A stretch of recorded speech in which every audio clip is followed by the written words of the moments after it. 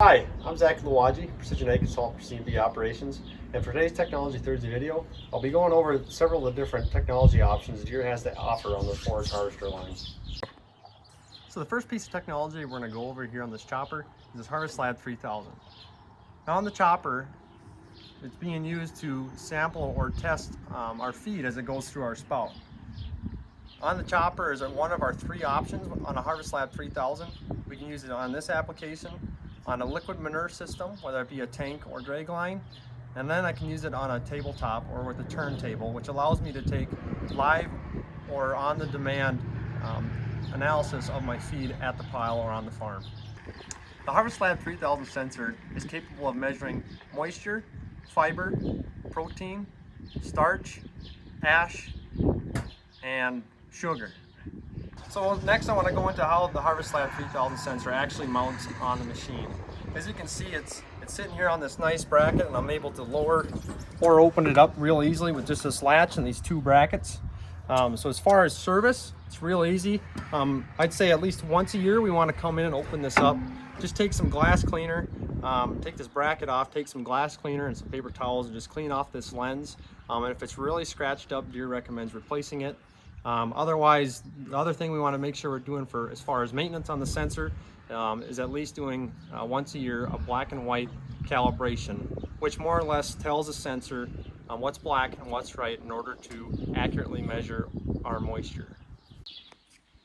As I mentioned earlier, the HarvestLab 3000 is capable of measuring multiple constituents, one being moisture.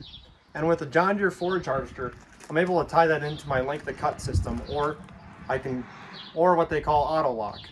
An AutoLock takes the information I'm getting from the HarvestLab sensor or my moisture and automatically adjusting my length of cut on the machine. On the display, I'm able to enter in 3 presets for moistures and then the corresponding length of cut. Another precision ag option John Deere offers on their forage harvester line is Active Fill. Active Fill uses a set of cameras, or a camera up on the spout, mounted on the spout right about where the opening is or right behind it.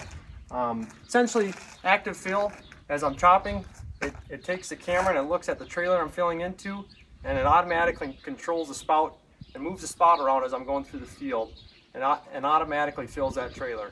On the display, I have a couple different options on how I want that trailer to be filled based on my needs. Along with the HarvestLab 3000, John Deere also offers the option of RowSense.